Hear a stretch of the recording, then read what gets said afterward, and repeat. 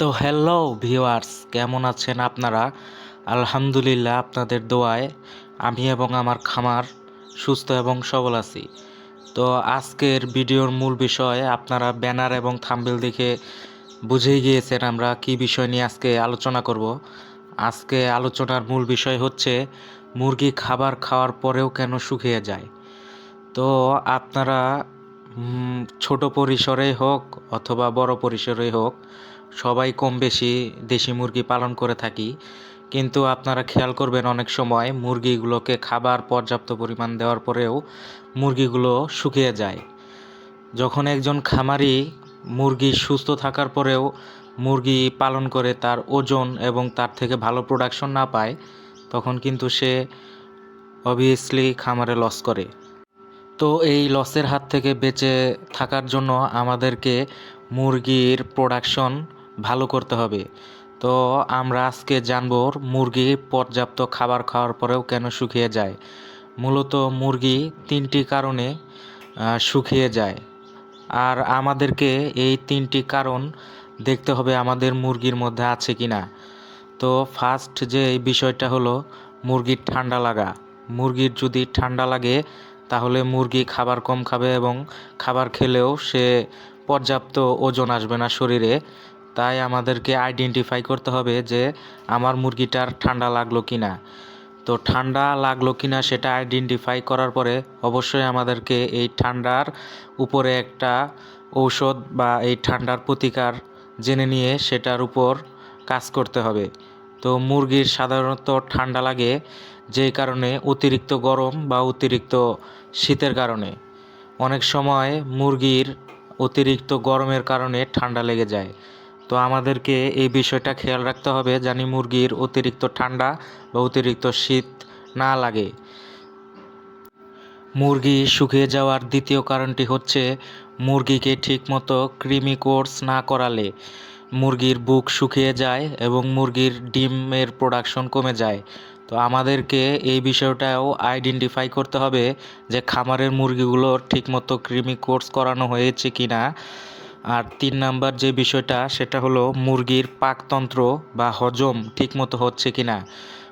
মুরগির যদি হজমের সমস্যা হয় তাহলে কোনোভাবেই মুরগির খাবার বা খাবারের থেকে যে ভিটামিন পুষ্টি উপাদান সেগুলো তার শরীরে লাগবে না। সেজন্য আমাদেরকে এই বিষয়টাও খেয়াল রাখতে হবে যে মুরগির হজম বা খাবার ঠিক মতো খাদ্য গ্রহণের পর সেটা হজম হচ্ছে কিনা এই বিষয়টাই খেয়াল করতে হবে। এখন আমরা জেনে নিলাম কোন 3টি বিষয়ের কারণে মুরগি সাধারণত শুকিয়ে যায়। এবার আমরা জানব এই 3টি বিষয়ের প্রতিকার। তো প্রথমেই ঠান্ডা থেকে বাঁচার জন্য আমরা মুরগিকে অতিরিক্ত গরম বা অতিরিক্ত ঠান্ডা এরকম জায়গায় রাখবো না। না শীত না গরম এরকম একটা পরিবেশ দেওয়ার চেষ্টা করব।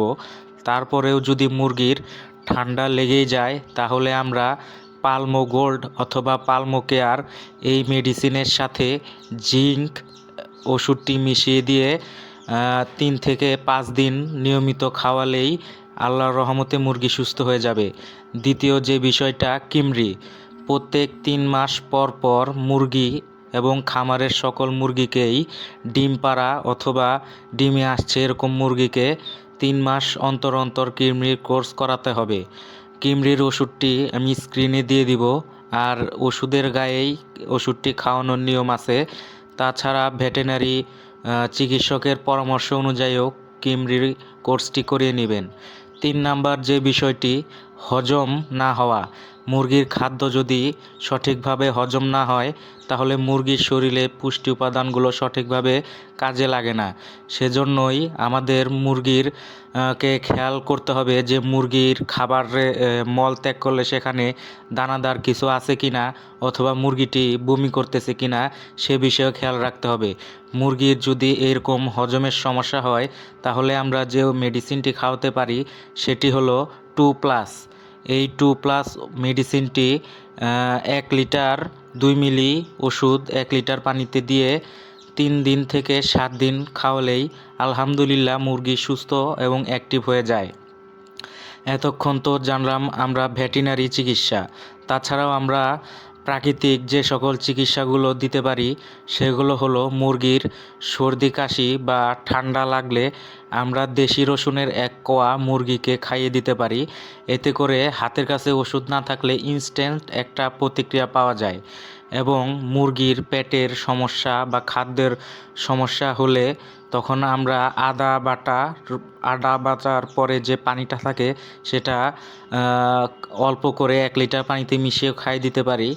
এতে করে মুরগির পাকস্থলীর পেটের সমস্যাও ঠিক হয়ে যাবে। আর কৃমির চিকিৎসার জন্য আমরা পেঁপে পাতা পানিতে ভিজিয়ে রেখে এটার কষ দিয়ে অল্প কিছু কষ 1 লিটার পানিতে দিলেও আলহামদুলিল্লাহ চিকিৎসা হয়ে যায়। তারপরে মাঝে মাঝে আমরা মুরগিকে নিমের পাতাও খেতে দিতে পারি। এতে করে মুরগির রোগ প্রতিরোধ ক্ষমতাও বৃদ্ধি পাবে। তো আজকের ভিডিওতে আলোচনা করে আমরা বুঝতে পারলাম মুরগি কি কি কারণে শুকিয়ে যায়। তো আপনারা যদি ভিডিওটা সম্পূর্ণ মনোযোগ সহকারে দেখে থাকেন অবশ্যই এই বিষয়গুলো বুঝতে পেরেছেন। তো নিয়মিত এরকম উপকারমূলক ও শিক্ষণীয় ভিডিও পেতে আমাদের চ্যানেলটি সাবস্ক্রাইব করে পাশেই থাকবেন। ধন্যবাদ।